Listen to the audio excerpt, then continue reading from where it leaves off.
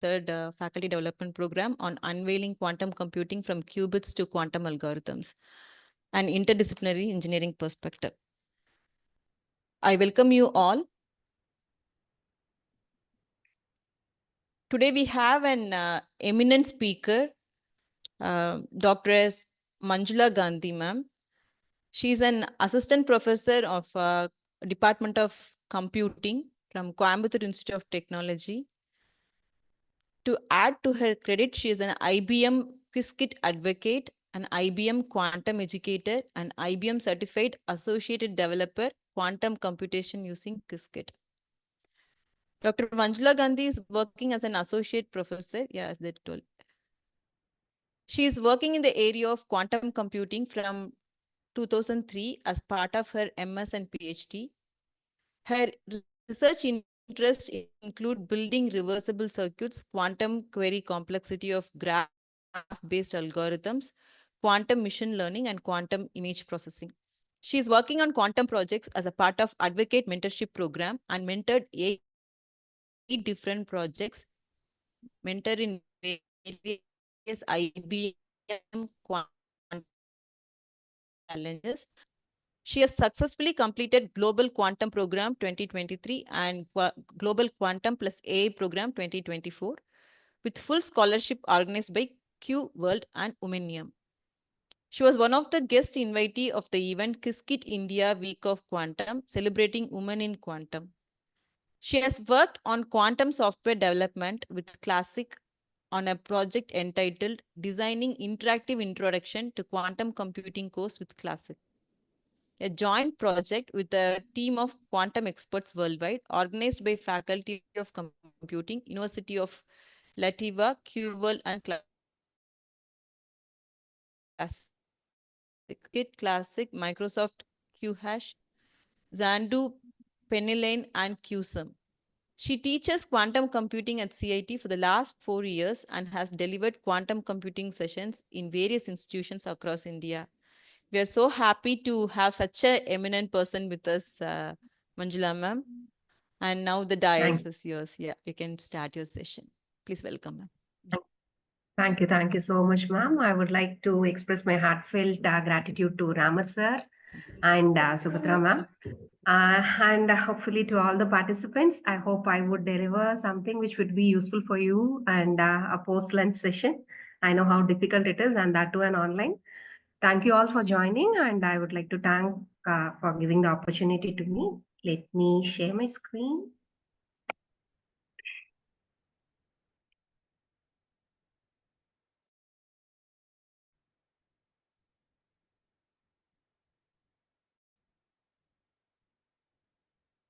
No, ma'am. My screen is visible, right? Meanwhile, can I give an announcement to participants, ma'am? Yes, ma'am. Yes, ma'am. Dear participants,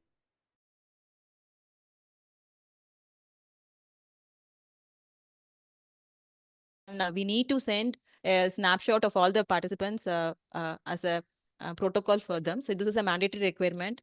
And so that we have thought of taking that snapshot during the second session of Manjula ma'am. So please be ready with that. So when we try to tell to enable your video, please switch it on so that everybody's face will be shown, and we'll take a snapshot on that. Thank you. Ma'am, you can continue now. Yes, ma'am.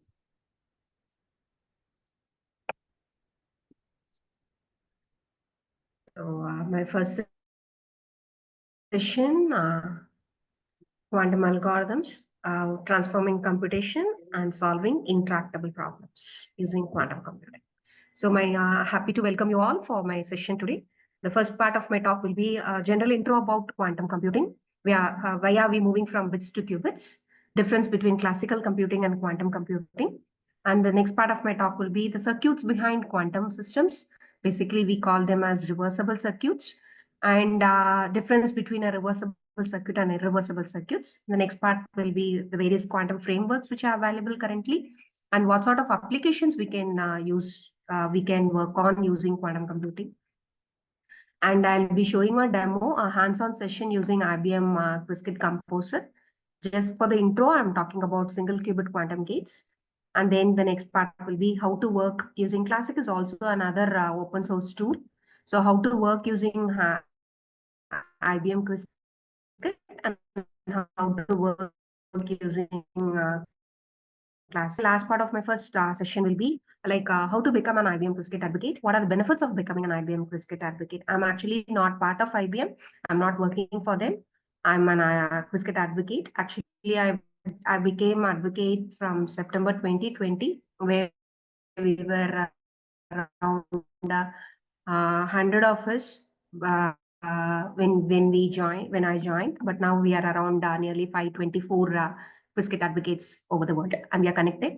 And we do get help from everyone. Like as ma'am said, I started working in this area as part of my MS and my PhD. I worked on quantum computing. I'm working in this area from 2003. I've seen this field grow from the child. Like as earlier when I started, it was a theoretical research. When I worked for my MS by research, it was we worked on quantum query complexity of graph-based algorithms. So in those days, we were not having even even simulators. So when I started working for my PhD in the year 2010, simulators came into existence. Quantum simulators, like I can go for executing it for using simulators. I can work for more number of qubits. So those days we had many simulators like QDIT Pro, QCL, QC Viewer, and so on. But even when I completed my PhD, we didn't have devices actually. But recently, from 2016 onwards, there are many real devices which are coming into existence, quantum devices coming, and there are it has been I would say many people are investing into quantum systems. Like IBM is one, Rigetti is another one, NVIDIA, Google's, everyone are interested in developing quantum systems actually. So I've seen this field grow from theoretical research, moving on to simulators, and now I'm really working on real quantum devices. So when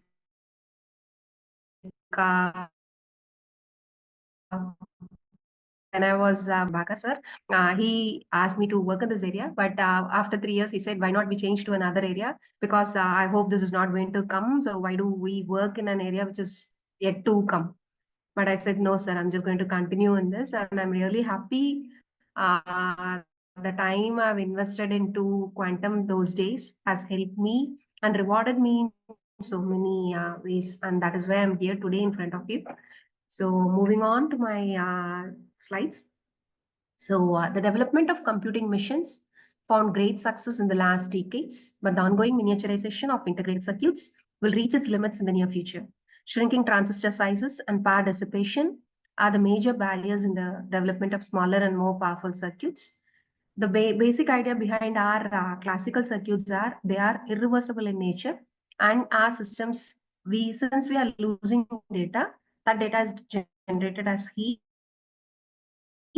and the power is the dissipation. Landrer and Feynman, people 1970s, what they suggested was, if at all the power dissipation has to be low, it is better to go for switch to another type of circuits called as reversible circuits.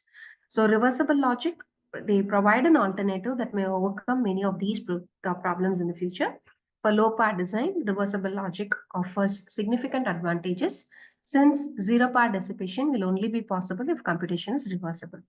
Furthermore, quantum computation profits from enhancements in this area because every quantum circuit is inherently reversible, and we require reversible descriptions. All quantum circuits are reversible. That is, we have a one-to-one mapping between our inputs to our output and output to inputs. So we can walk in both the directions. So you would have heard about quantum machines for the last 1 week. I would say this is an IBM quantum machine. But it works on the principle of quantum mechanics. A normal classical machine will work on the concept of bits, where we can have either 0 or 1. But whereas when you are talking about qubits, it is not just 1 or 0. I can be anywhere between 0 or 1. And at the same time, I can be in 0 and 1 also. So that is a basic advantage of qubits. So classical machine, we can be in state 0 or in state 1. So at one particular time, I can be in 0 or I can be in 1. But whereas when I'm talking about qubits, we use bracket notation from quantum mechanics. This is denoted by an upward arrow indicates. We read this as ket 0, and this we read it as ket 1. So I can be in state 0, I can be in ket 1, I can also be anywhere between 0 and 1. So a valid quantum state is given by this particular formula, where a state ket 0 is given by C1, ket 0 plus C2, ket 1, where squares of their amplitudes. C1 and C2 are the amplitudes of ket 0 and ket 1 respectively. So sum of the squares of their amplitudes should sum up to 1. If I'm having C1 is 25, 0.25 and C2 is 0.78, squares of their amplitudes, that is, I could say 1 by root 2, 1 by root 2, 0.717, 0.717 square is summing up should be 1. So this is for ket 0, a valid quantum state 0 state. This is state 1, and this is 50% 0 and 50% 1. I would say we are in both 0 and 1 at the same time. So we are moving from bits to classical, classical bits to quantum bits.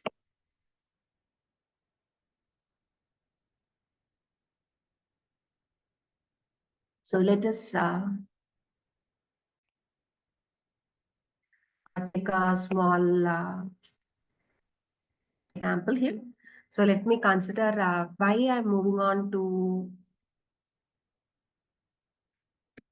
quantum missions. So let us consider we have a travel agency where he is owning 2 cars and there are 3 different people. 3 people are supposed to travel using these vehicles. So I also have another restriction saying A and B are friends and A and C are enemies and B and C are enemies. So what he has to do is he has to make both the friends travel in 1 car, and the other person who's not a friend pair has to travel a separate car. So we have configurations here. I'm having 2 cars, 3 different people. So we have 8 different configurations here. So it is trip 0, 0, 0. 0 goes for taxi 0 and 1 goes for taxi 1. So when I'm taking this particular case, A and C are traveling in taxi 0, B is traveling in taxi 1. Similarly, here if it is this particular case, B and C are traveling in taxi 0 and A is traveling in taxi 1. So what we are actually doing is we have these 8 different configurations. We are going to calculate the score for this particular 2 to the power 3, that is 8 different ways configurations we are calculating. And how are these configurations calculated are by using this particular formula. Number of friend pairs sharing the same car minus number of enemy pairs sharing the same car. So when I'm talking about this particular configuration, since A and B are friends as shown here, if they are traveling in taxi 0,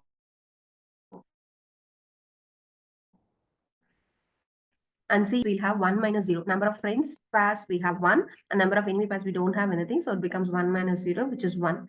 And similarly, if A and B are traveling in taxi 1 and C is traveling in taxi 0, we have 1 minus 0 again. So the amplitude of these 2 configurations are high comparing to others. So others, for example, if I'm looking at this, B and C are traveling in taxi 1 and A is traveling separately. So B and C are enemies. So number of friends is 0 minus number of enemy pairs is 1. So we have 0 minus 1, the configuration score. The value for this particular configuration 0, 1, 1 is going to be minus 1. So by this, like this, we calculate the configuration score. And this particular agency, what they have to do is choose the one which has highest amplitude, say highest score. So 0, 0, 1 can be one of the solution, or 1, 1, 0 can be the other solution. So either if he chooses these 2 configurations, the travel will be a peaceful one. So this is how they go for. Now in case if there are 4 different peoples, again we have an additional restrictions of friends and enemy pairs. So now we have 2 to the power 4, that is 16 different combinations here. So 0, 0, 0, 0 to all 4 ones. So meaning that if I talk about this, A, B and D are traveling in taxi 1 and C is traveling in taxi 0. So for all 16 configurations, you're going to write calculate the configuration score again by using the same formula. So the one which is going to have the highest amplitude or the highest score is the one which can be suggested by this particular agency for making these 4 people to travel using these 2 cars. So here what we can do is we can either write, instead of doing it manually, we can write a small C program or a Python program to calculate the configuration score. But what about if I'm going to go for 100 different people, and instead of 2 cars, let me take, we are going to have 2 different buses. So I'm having 2 buses right now, and there are 100 people with various number of friends and enemy pair combinations. So we have 10 to the power 30, that is 1 million configurations, which is basically impossible for us to solve on a regular classical computer. So if I'm having 3 people, I'll have 8 different ways. If I'm having 4 people, I'll be having 16 ways. If I'm having 100 people, we'll be having these many million configurations here, which is impossible for us to solve using our classical machines. So that is why we are moving on to quantum systems. So solving this problem with a quantum computer, what we are going to do is, I'm just taking this particular example for 2 taxis, 3 people. So A, B, and C are 3 people, and zeros and ones are your taxis. So I'm going to compute for all the configurations parallelly using a quantum computer. I'm just not going to do it for 000 separately. I'm not going to do it for 111 separately. I'm going to find the configuration score for all of these 2 to the power 3, that is 8 different ways in one shot of my program. So in one iteration, in one operation, I can compute the values for all of these 2 to the power 3, that is 8 different ways. We can compute the values and decide the one which has highest configuration score. So we, in our example, 001 will be one which is highest, and the other one will be 110, which is going to be the highest one. So if it is a single qubit machine, I'll be working for both 0 and 1 parallelly. If it is a 2 qubit machine, I'll be working for 00, 01, 10, and 11 simultaneously. And if it is a 3-bit machine, that is 3 qubit machine, if we can compute for all 2 to the power 3, that is 8 different configurations for all the qubits at the same time. So what happens using a quantum machine is it grows exponentially. So it is 2 to the power 3, 2 to the power 4, 2 to the power 5. If I'm talking about a 127 qubit system, it is going to be 2 to the power 127. Just imagine the amount of values or the parallel computations which we can do at parallelly in one run, in one operation of your program. So quantum machines are actually something called as they work in the principle of parallel universes. You can compute on 0 and you can compute on 1 at the same time. If it is a single qubit machine, if it is a 2 qubit machine, I can go for 00, 01, 10, and 11 parallelly. If it is a 3 qubit machine, we can compute for all 8 ways simultaneously. So that is the advantage of quantum machines.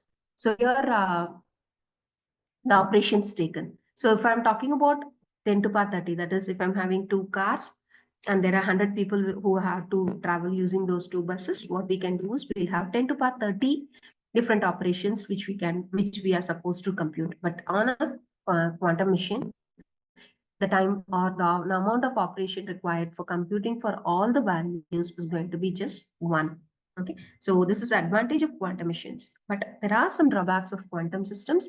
They are actually prone to errors. So what do we mean by prone to errors is, in reality, if I'm going to run a program on a quantum machine, they are prone to errors, and we might not find the best solution every time. We might sometimes we might get the second best solution, the third best solution may be our answers. So what we can do in that case is, I'm just not going to run my program for one time. I'll be running the same program for multiple iterations. So I'll be running it for 1024 shots.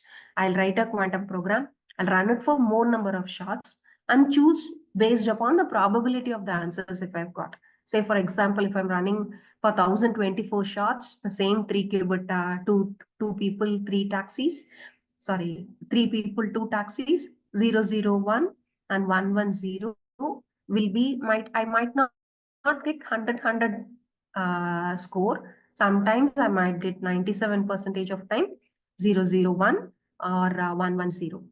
Okay. Say when I'm running it for more number of shots, I can get the one which is going to be the highest amplitude, which is going to be my visit. So advantages of quantum computing are, it is still much better than running the same program on a regular computer and having to repeat the same type of computation for 1 million times. I'm just going to run my same program for more number of shots rather than running for these many number of times using a classical machine. So these are next part. I'm moving on to circuits. So reversible circuits are those all quantum circuits or quantum machines. They work in using the concept of reversible nature. So reversible circuits are those circuits that do not lose information. Reversible circuits can generate a unique output vector from input vector and vice versa. In reversible circuits, there is a one-to-one mapping between input and output vectors. So we have A mapped onto A, B mapped onto B, and this is 0 mapped onto. So this is a 3 qubits circuit where we have inputs as A, B, and 0, and my output is A, B, and this is A and B. This is irreversible AND gate. The value of A and B are given as inputs, and we are measuring the value of A and B. If suppose if I'm getting 0, it is impossible for us to say what was your inputs, what was A, what was B in this case, since it is irreversible. But if it is reversible, since we are mapped, we are not losing your values of A's and B's. We are going to retain them. And this is actually a quantum gate. Can any one of you name me this quantum gate? Possible? If you have seen any of quantum gates earlier. This is a controlled NOT gate, which is used for reversible and controlled NOT gate. So I'm giving the value of A, I'm giving value of B, and third qubit I've taken it to be 0. So if the value of 1, how this works is, this particular qubit gate, how does it work is, if your A and B are 1, your third qubit will be flipped. That is, if my input is 1, 1, my third qubit, my output it is going to be, from 0, it is going to be 1. But for all other combinations, for 0, 0, if my A was 0 and B was 0, my output is going to be 0. It is not going to change. If A, and I'll repeat once again, if A and B are 1, the third qubit value will be flipped. But if A and B are either 0 or 1, that is for 0, 0, it is going to be remain same. So my output is going to be, so for 0, 0, value 0, for 0, 1, value 0, for 1, 0, value 0. But when this is 1 and this is 1, my value is going to be 1. This is how we are going to convert irreversible circuits into reversible circuits. So there are various quantum computing frameworks. First one, initially I started with Q-Sharp, Microsoft's Q-Sharp in 2020 during the lockdown period. And then and then I started working on with IBM QuizKit. There was a challenge going on that time. It was celebration of QuizKit's birthday, 4th year celebration, where we had 4 questions which had to be solved within 4 days. So really the society when I was working earlier, I was not having any people from computer science background. Mostly I would have contacts from physics side, from chemistry oriented point of view. I would like to thank, there are so many of them who helped me in my research actually.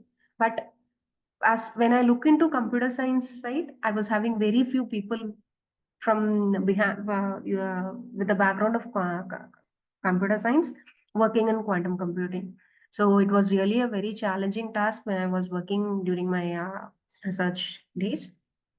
But now I have an entire community helping, and they are also like-minded. They are also need of people who are ready to work, invest their time in quantum computing. So I would say IBM QuizKit supported me in many ways. When I became an advocate, I had a test which has to be cleared out. We had around 30 questions, out of which we had to get 23 and above for getting through it. I cleared the test, and then I had an interview. And then I was announced that I'm an IBM QuizKit. And during my interview also, it was entirely what I was working on during my last 15-20 years. So what were the contributions I've done to the quantum community and all those things. And Classic is another platform which I'm working for last 3 years. And if you are interested in quantum machine learning, I would suggest you could go for Penny Lane, which is from Xanadu. And Google's products, Circ is again another very interesting tool, similar to QuizKit. where you can work on. TensorFlow Quantum is also very nice to work. And the next is Quantum Simulator. This is QSIM, which is India's IIT Kharagpur and CDAC Hyderabad are working on QSIM, which is our country's product. So these are the various quantum computing frameworks, and I would say all these are free open source tools. You can just create an ID and you can work on any of these platforms. You need not pay to anyone. Except my semester fees, I have not paid in learning of any quantum computing courses till now. So all these are, I'll repeat once again, these are all open source tools which are available for free. You can work. So various applications which you can look into is earlier I started working with query complexity of graph-based algorithms, and later on moved into concepts called as designing circuits. I had a gate named after my name called SMG gate, which was working for adder actually. So adders, yeah, basically since it is in the early stage, you can go for building of adders, subtractors, multipliers, and bring in all quantum circuits, all classical circuits which you have learned in your Morris Mann textbook of computer architecture. You can convert them into reversible circuits. So that is one advantage of converting your classical circuits into reversible circuits. So most of my interest for research during my PhD work was designing reversible circuits, designing quantum gates, how I can improvise my cost of my circuit. So cost I'll be talking at the next part of my talk. Calculating the depth of a quantum circuit, width of a quantum circuit, cost of your quantum circuit, all those things. So that was my research actually. And now quantum softwares like all QUBITS is a software like that. Many softwares are available. So you can go for developing a quantum software. And I would say if you're from circuit branches students, I would better suggest go for quantum hardware oriented concepts, wherein you can find so many things available, and there are internships provided related to quantum hardware also. If you're interested in machine learning, if you're good at quantum classical machine learning, you can move on to quantum machine learning. Similarly for image processing, quantum compilers are available. Quantum games, you can build quantum games. As worked, you can compute for n parallel, you can work on. And there's a person called James Weaver. He's one of the senior scientists of IBM. He's learning our Carnatic music just to work on quantum music. So he's composing using quantum tools. Next is quantum finance. Our Indian startup companies, and many of them have invested into quantum finance space, and quantum optimization, driving salesman problem, all your optimization related problems you can solve using optimization. So I'm my first part as in getting started with IBM's Qiskit. You have to pass the things which we need for an IBM Qiskit circuit is we need a quantum circuit where we pass the qubits, how many qubits you're going to push and how many classical bits you need. So if I'm going to say QC is equivalent to quantum circuit of 2,2, I mean I'm building a quantum circuit called as QC, and I'm going to pass two classical, the first parameter is your quantum bits, two quantum bits, comma, the second parameter is your classical bits. So how many quantum bits and how many classical bits you pass for building a quantum circuit. And the next portion of your algorithm is going to be what sort of gates you're going to push. So as I showed you for AND gate, I'm using CC controlled to NOT gate. So what are all the gates? As just like you're going to build an algorithm. So the logic is you're building up now using quantum gates. And the last part is, so you have given your inputs, you have given the algorithm, and the last is measure your output. That is the qubits value you're going to measure, and you're going to store it in your classical bits in the forms of zeros and ones. So this is a sample quantum circuit here. Just go for the next slide. So here Q0, Q1, Q2, Q3 are your qubits. So there are 4 qubits here and there are 2 classical bits. So building up this particular quantum circuit, I would say QC is equivalent to quantum circuit of 4, 2. I'll repeat. QC is equivalent to quantum circuit of 4, 2 indicates we are building a quantum circuit of 4 qubits and 2 classical bits. This line is your classical bit line, and each of these lines are for your qubits. And the next part is I'm using some of my quantum gates in this particular example. So if it is working on one qubit, we call them as single qubit quantum gate. So X is a NOT gate, just like a classical NOT gate. If I'm giving 0, the output of this is going to be 1. If you're giving 1, your output is going to be 0. So this is just an inverter here. And these are some of the other quantum gates which are available. This is a 2-qubit gate, CX gate, control NOT, just like this was CCX, right? So controlled NOT. If these two control bits are 1, this particular qubit will be flipped. Similarly here, if my control qubit of this is 1, this particular qubit will get flipped. If this is 0, this will not be flipped. It will remain unaltered. Okay. So similarly, this works. This is your quantum circuit for building logical OR gate. I hope you'll know what is OR, logical OR.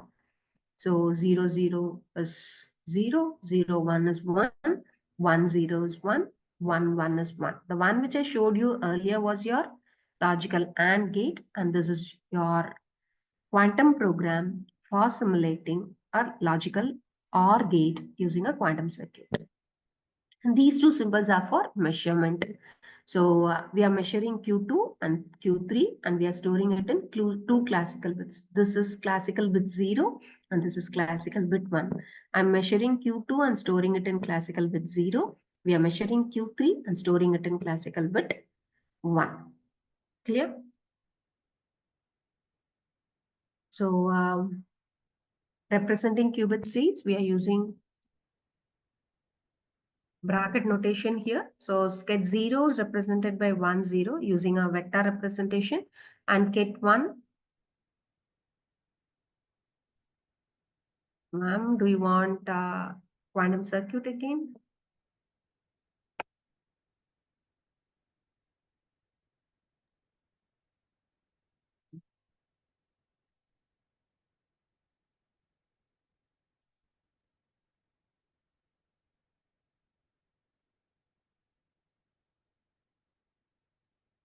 You want this quantum circuit to be explained once again?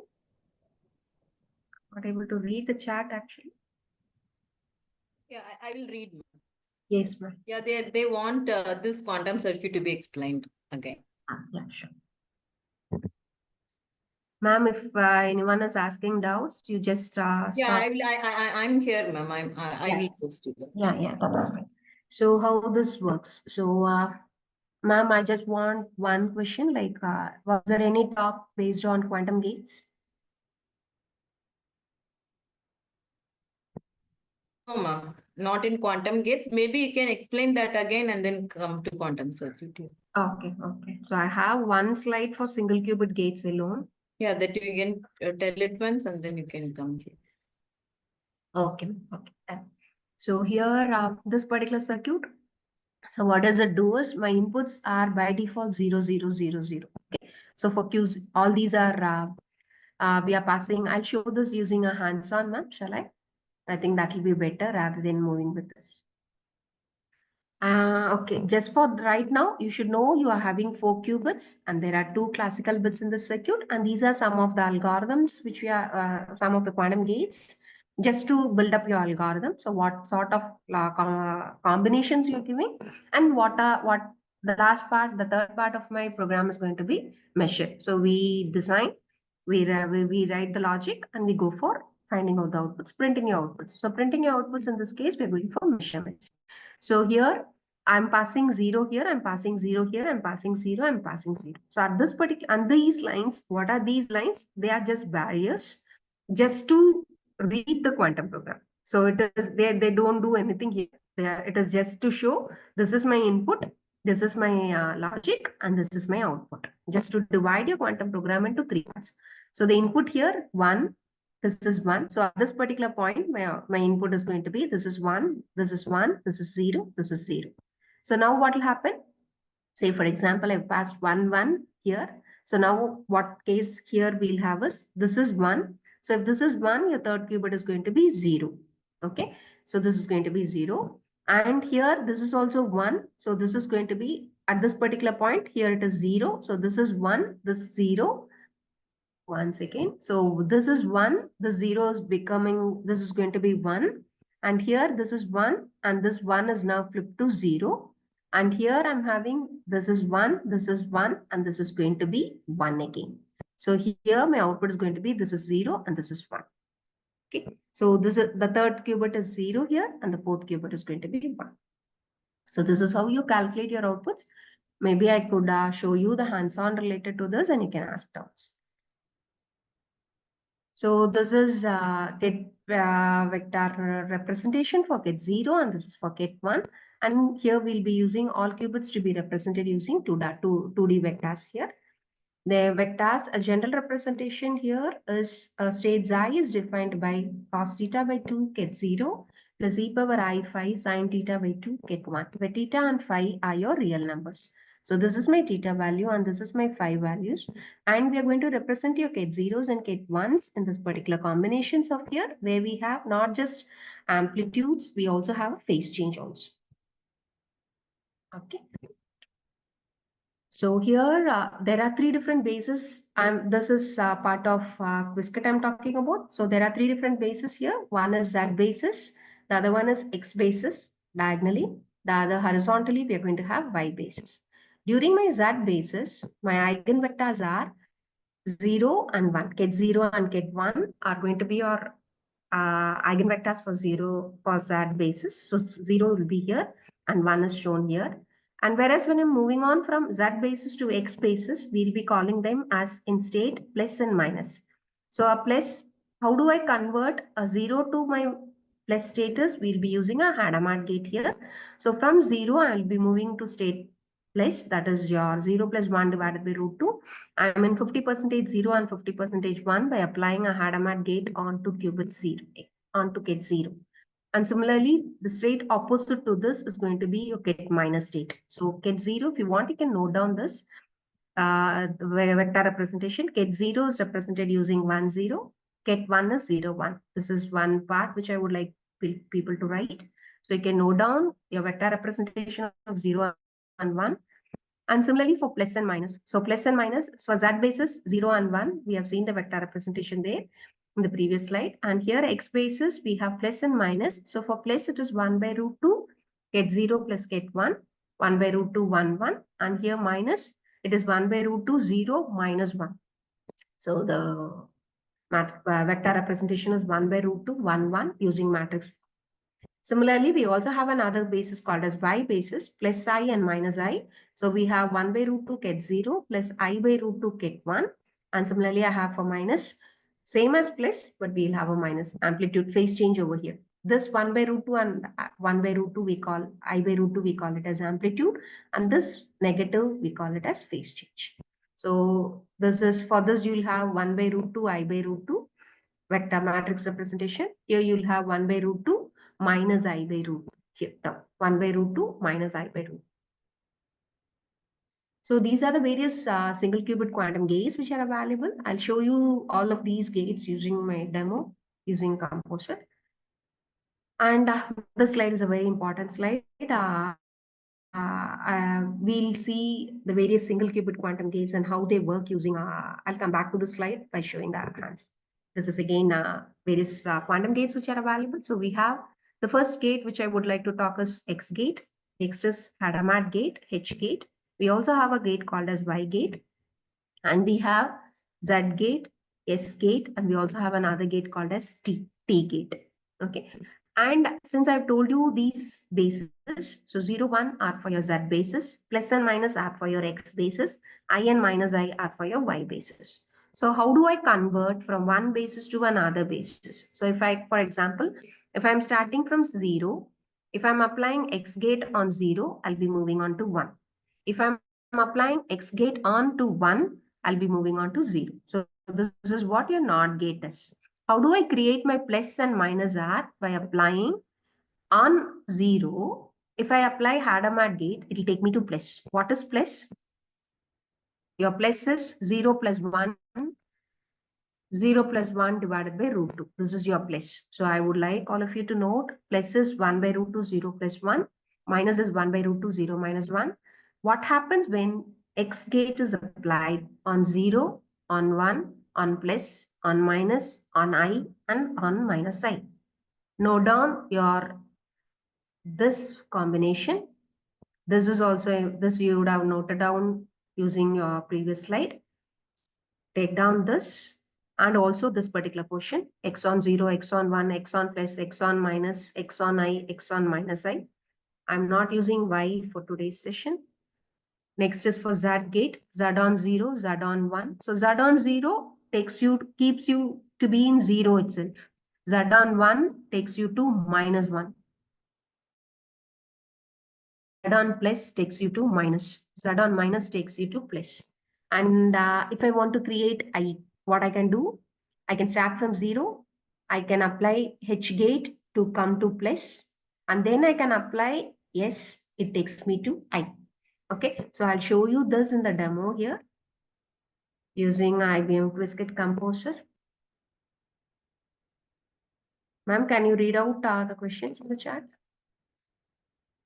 No more questions, ma'am. Okay. So this is, I'll just log out from my,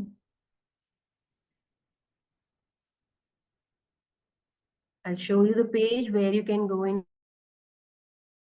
type quantum.ibm.com, IBM Quantum Platform in Google. And if your screen is visible. If you are a first-time user, you can create an IBM ID here, new to IBM Quantum. If so, create an IBM ID here. Ma'am, was there any demo on IBM QuizKit? Today they had, ma'am. Entire 2 sessions. Yeah. Okay. So I'm just continuing with my IBM ID here.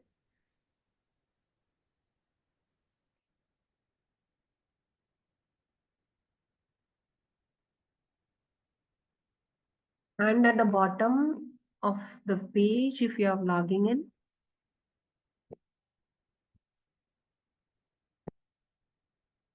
interested, watch this event replay here of IBM Quantum Developer Conference. This particular portion, this is IBM Quantum Composer here. So after logging in, at the bottom of the first page, you will have something called as IBM Quantum Composer here. Click on it. And here you could see, worry about QPUs for the moment. Open a file. I'm just opening a new file here. And you could see by this composer works only for 5 qubits. So here 0, 1, 2, 3. And we have, this is a quantum circuit of 4 qubits and 4 classical bits. So QC is equivalent to quantum circuit of 4,4. So there are 4 qubit registers, quantum registers, and 4 classical registers here.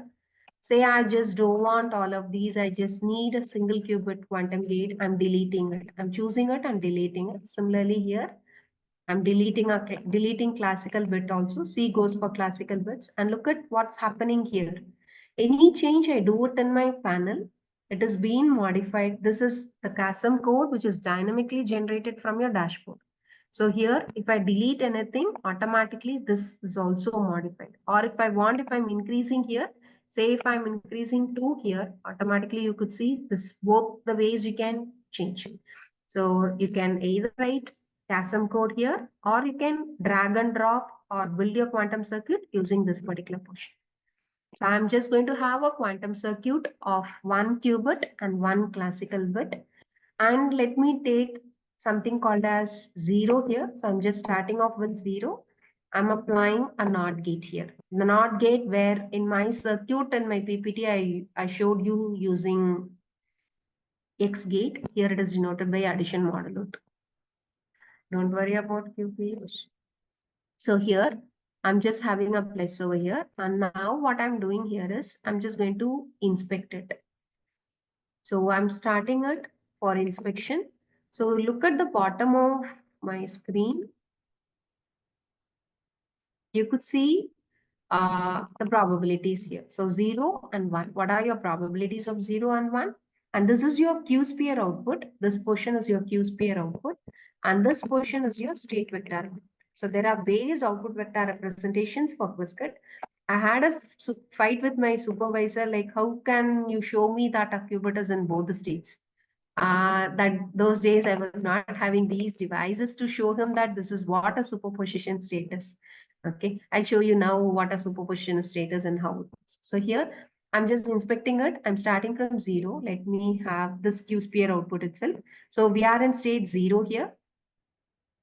I'm moving on to plus. So now it has been changed to 1. From 0, I'm moving to 1 and I'm just, my circuit is stopped. So this is how it actually moves on. So the PPT which I showed you here, so the x on 0 is going to be 1, x on 1 is going to be 0. So here, if I apply an X gate here, and if I go for inspection, so we are starting from 0, moving on, converting back to 0. Now adding an X gate, moving to 1 here. So if you could see, your probability of 0 was earlier 100%. Now your probability of 1 is 100%. And again, I'm moving on, again applying X gate. So now from 1, I moved back down to zeros. We are moving back onto 0. So here we have 0 to 100%. So your vector representation, your state vector representation for zeros and ones, you're going to have this. So now let me go for H gate here. So let me just delete this. Again, let me delete this. Keep on that and delete it. So we are starting from 0. I'm applying H. So H is now, look at the Q sphere here. We are in 50% 0 and 50% 1. Look at your state vector representation of 50-50 superposition value. Qiskit is built upon Python. So we have this 0j over here. So this is 1 by root 2, 0, 1 by root 2, 1. So we are in 50% 0 and 50% 1 here. Okay, so that is what it is actually happening. So now if I want, this is 0 plus 1 divided by root 2. Okay, if I want for H on 1, so how do I convert 1? So I'm just dragging it, putting here. So I'm starting from 0. I'm moving on to plus. So what does my plus do? And it is a NOT gate. So this becomes 1 here. So H on 1 will take you to minus state. So let us inspect this. We are starting from 0. So this, I'm in 0 here. Moving on, I'm applying NOT gate. So here, this becomes 1. From 0, we have come to 1.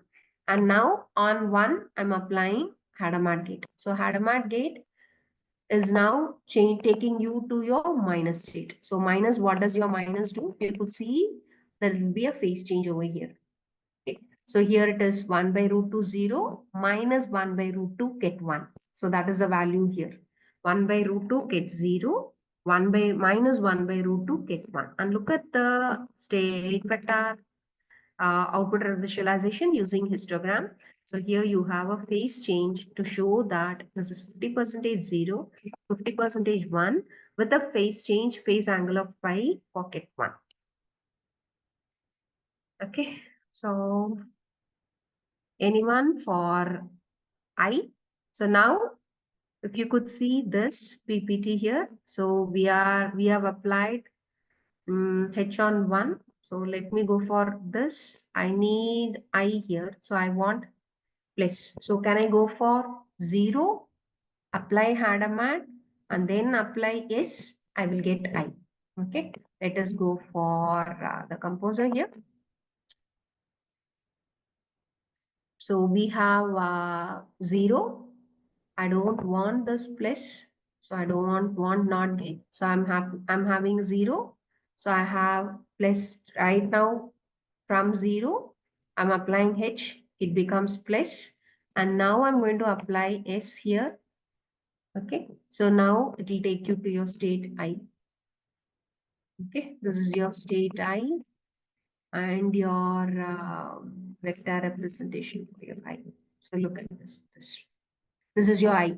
This is 0.707 get 0, comma 0 plus. Imagine we don't have real part here. This is for your state I. 1 by root 2 I. Okay, so this is 1 by root 2 get 0, 1 by root 2 I. Okay, so this is your state vector representation of your I. Ma'am, let me stop for any queries in this particular portion before moving on to my next. Any doubts? No, So no questions as of now. okay, I would say you can take a snapshot of this slide and also this slide. Let me go back. You can take a snapshot of this particular slide. This will be helpful for you to learn or work with Composer. So you can just play, drag and drop all your gates, whatever gates you want. You can drag it out and drop it and go for your values measurements. This particular slide also, your single qubit gates, your Z gate and your S gate. So this was a demo which we worked on using IBM Qiskit Composer. The next part of my talk is as I was speaking about my research, we worked on calculating the number of quantum gates I'm going to use. What is the quantum cost of this particular circuit? What is the depth of my quantum circuit and width of my quantum circuit? So that was one of my things. And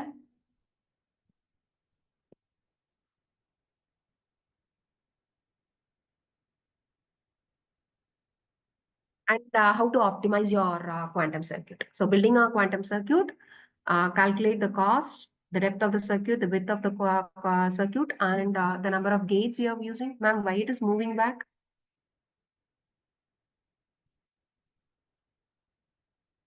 Okay, so this is a quantum circuit here. I'm having a Hadamard gate here. I'm having CX gate control, CX gate, another CX gate here. So the depth of this particular quantum circuit is, how do we calculate? Let me start off with my width first.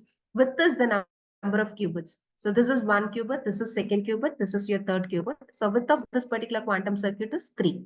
So here one, qubit 2, and qubit 3. So the width of this particular quantum circuit is 3. And when I'm talking about the depth of my quantum circuit, how many values I'm going to need here.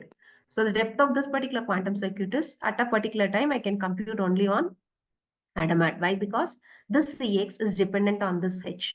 So the depth of this particular quantum circuit is, parallelly if I'm able to do anything, so this is going to be 1, this is going to be 1. Since this is dependent, I can't do these two parallelly. So again, this Cx is dependent on this H. So depth of this is at this particular time is 1. This is again 1. This is again 1. So the depth includes 3. Let me show you this using a composer here.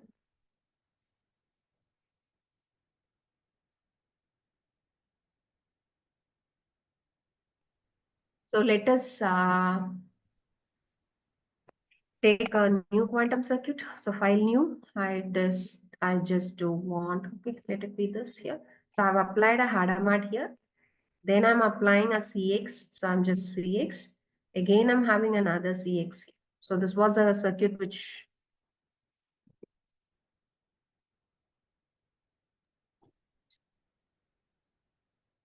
I showed you here. So I'm having a Hadamard, I'm having a CX gate, I'm having a CX gate.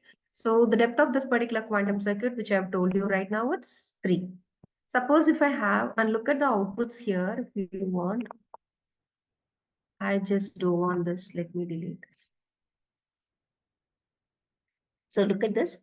This is our example for 2 taxi and 3 people. So 000, 001, 010, 011, all 8 combinations. So I'm going to compute on all of my 8 combinations and calculate the one which has highest amplitude with me.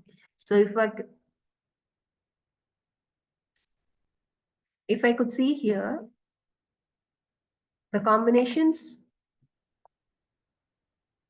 here 000 and 111 are the outputs of this particular quantum circuit, and we have a highest amplitude, and this is going to be a solution for this particular example. Say for example, if I'm applying a NOT gate here.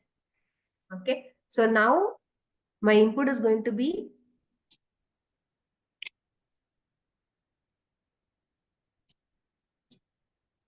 my input is going to be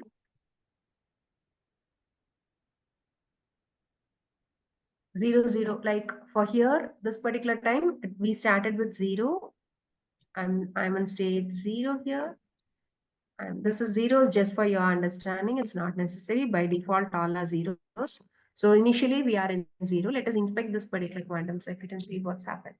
So we are in state 0, 0, 0.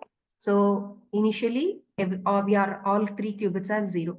And remember one more thing, QUBITS reads, this is for Q0. The right end is your Q0, next is Q1, and next is Q2. I'll repeat, your right end bit is your Q0, next is Q1 and Q2 in QUBITS alone, not in other language, other tools. So 0, 0, 0. I'm moving on. And you could see both these two are applied parallelly. So why? Because they are not dependent. So if I'm talking about this particular quantum circuit, the depth of this particular quantum circuit is, I can compute these two parallelly, H on 0 and X on, right, and X on 1. Parallelly I can do. So here, depth of this particular quantum circuit is, for this it is 1, again another one for CX, another one for this particular CX. So now my output is, at this particular time, your output is going to be, your top line is 50% 0 and 50% 1. So we have two combinations here. Your 0, this is going to be 1 and this is 0. Another one is, this is 1, this is 1 and this is 0. I'll repeat once again, for 0, 1, 0, and we'll also have 0, 1 and 1. Okay, here we have this H, it can either be 0 or 1. So look at this particular probability, 50% 0 and 50% 1. This is 50% 0 and 50% 1. The second qubit, since I've applied X on second qubit 2, it is 1 there. And for third qubit, we didn't do anything. So we have 0 input as it is. Next is we are applying CX. So if when this was 0, there was no change here. But when this was 1, we'll have a CX gate applied. We'll have an X gate applied here to it. Okay. So that is the output at this particular point of time. I don't know why it is closing and coming back, ma'am. Is they again after applying CX. Okay. So control, when your control is 1, your target will get flipped. This qubit we call it as control qubit, and this qubit we call it as target qubit. So this the depth of this particular quantum circuit is going to be 1, 2, and 3. And the width of the quantum circuit is the number of qubits which you have passed. And the gates, number of quantum gates which you have used is 1, 2, 3, 4. And the cost of the quantum circuit is for X gate. For all single qubit quantum gates have a cost of 1, where a multi-qubit quantum gates have a cost of 5. CCX controlled NOT gate has a cost of 10. There are benchmarks, quantum cost benchmarks available. So they have quantum gate cost defined in the benchmark page of QC. Okay, so like this, you calculate your depth and the width of your quantum circuits. So here the depth of this particular quantum circuit, don't worry about GHZ circuit. I'm not going into deep into GHZ right now. This is your AND gate. Why it is closing? Is there something different? So this is for your logical AND gate, which I showed you in my previous slides also. So controlled NOT gate. So the depth of this particular quantum circuit is, we have only one CCX gate, and this is for measurement here. So we have depth 2. And these are your barriers here. They are just to show for readability of your quantum circuit. The width is the number of qubits here. We have 3 gates, is we have only one quantum gate. For this is for NAND gate. I'm just applying an AND, a NOT gate onto your AND. So CCX and then an X. So depth is 3. Your width is also 3. And your gate count is 2. Ma'am, can you repeat how to calculating the depth and width? Depth and width. Okay. Width is the number of qubits. Okay. So the number of qubits in your, this is Q0, this is Q1, this is Q2. So we have 3. Width is 3. Depth is how many things I can do parallelly. So here, this X is dependent on CCX, right? I can't work on these two parallelly. So the depth of this particular quantum circuit is 2. For these two alone, I'm also adding a measurement here. So the depth of this quantum circuit becomes 3. So the measurement will also be added for measurement calculating is the depth. also added to your depth. Okay. but things which are doing parallelly. If suppose if I'm having 3 measurements for all the 3 qubits, they all take a cost of 1 only. The depth is going to be, again, it is going to be same. I'm not going to add for different measurements. Clear? Okay. Thank you. One second. So here, if I'm going to add a measurement here, stop my inspect. So here I'm doing things, anything which I'm doing parallelly. For these two, I'm doing it parallelly. So I'll call this as width is going to be 3 because it is a 3 qubit system. Depth is going to be 1.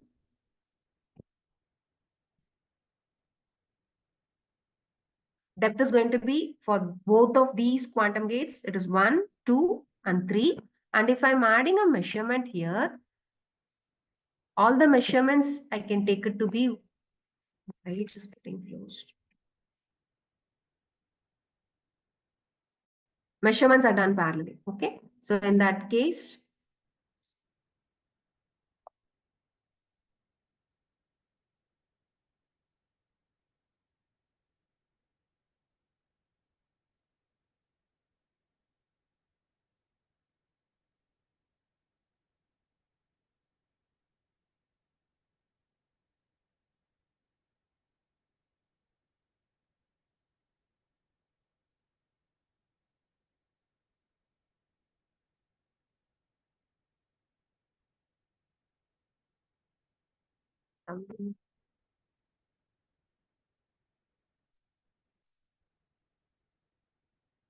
since the work of this is already done, so it is taking measurement here alone. So no more we are working here, right? So that is why it is putting this measurement here. So the depth is going to be, for this it is, yeah, I don't want this. I'm just, depth is 1, 2, for this 3, and all these are done parallel. So totally we'll have 4. 1, 2, 3, and 4. Measurement is also, you'll also add measurements for calculating your depth of your quantum.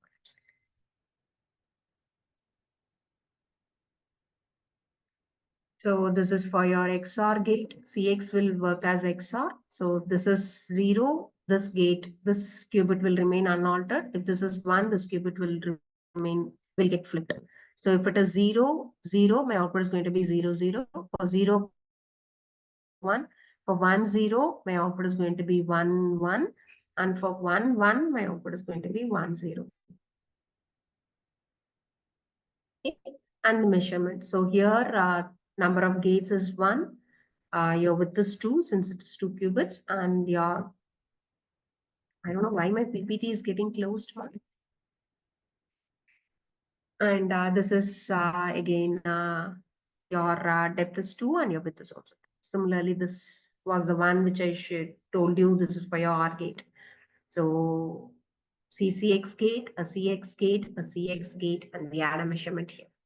So if your input is 0, 0, should I stop sharing and do it again? I don't know. It is automatically getting closed. Maybe you can stop sharing and you can. I'll just share it once again, ma'am. Why? Because I don't know. Yeah, it is getting automatically closed for me.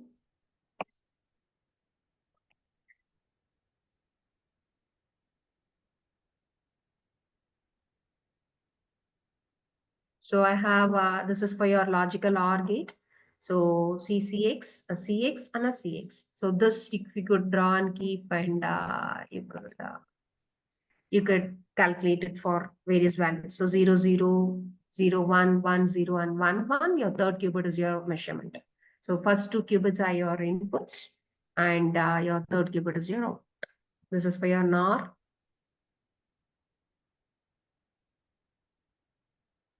This is for your NOR. Okay.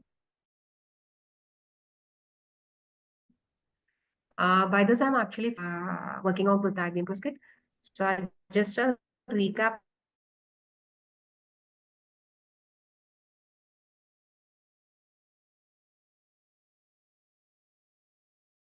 And the difference between R1, whereas a qubit can be in combinations of both zeros and ones at the same time. So I can be in 0, I can be in 1, I can be anywhere in between 0 and 1. So that is the advantage of working out with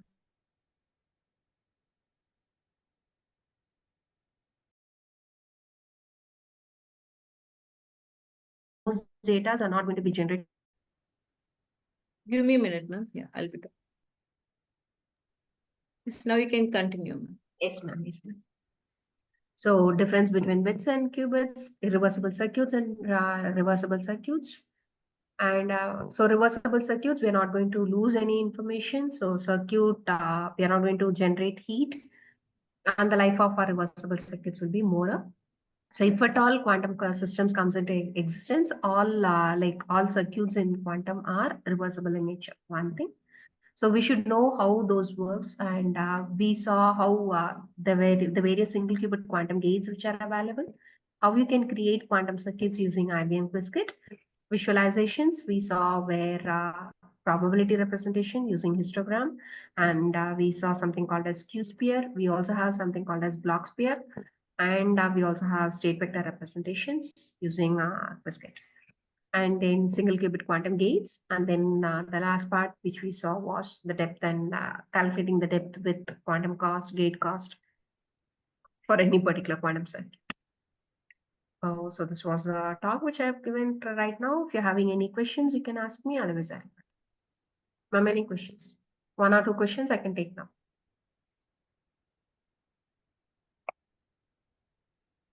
Any questions from participants?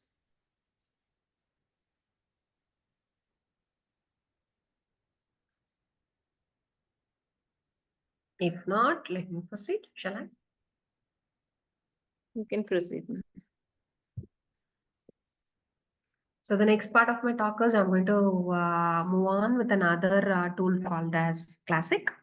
So it is a new paradigm in quantum computing.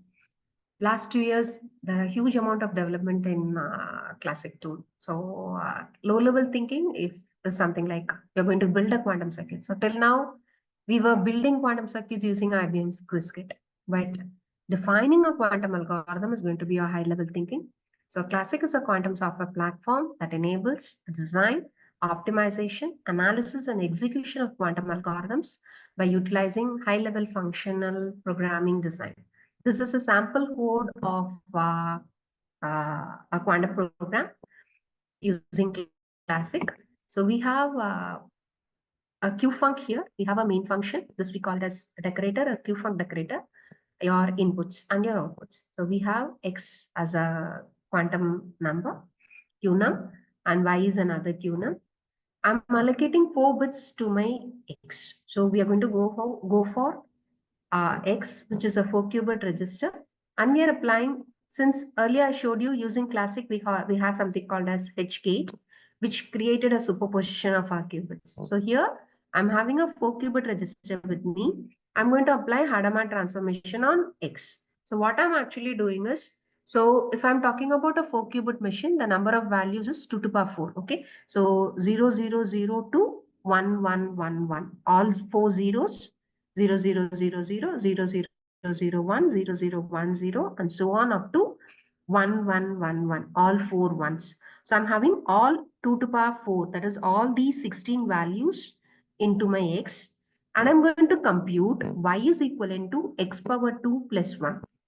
So Y is equivalent to X power 2 plus 1. So X takes value from 0, 1, 2, 3, 4, etc. up to 15, right? So what 111 is, we'll have it as 15, and 444 is we have 0. So 0 power 2 plus 1, 1 power 2 plus 1, 2 power 2 plus 1, 3 power 2 plus 1, etc. up to 15 power 2 plus 1. So your Y, we are going to compute for all values of X starting from 0 to 15, X square plus 1, and store the value in your Y. That is what we're going to do using a classic tool now. And I'll show you that in the demo. So Classic allows us to design, optimize, analyze, and execute quantum programs. So design explains the fundamentals of the QMOD language. We'll be using a language QMOD here via concrete examples. I'll show you that.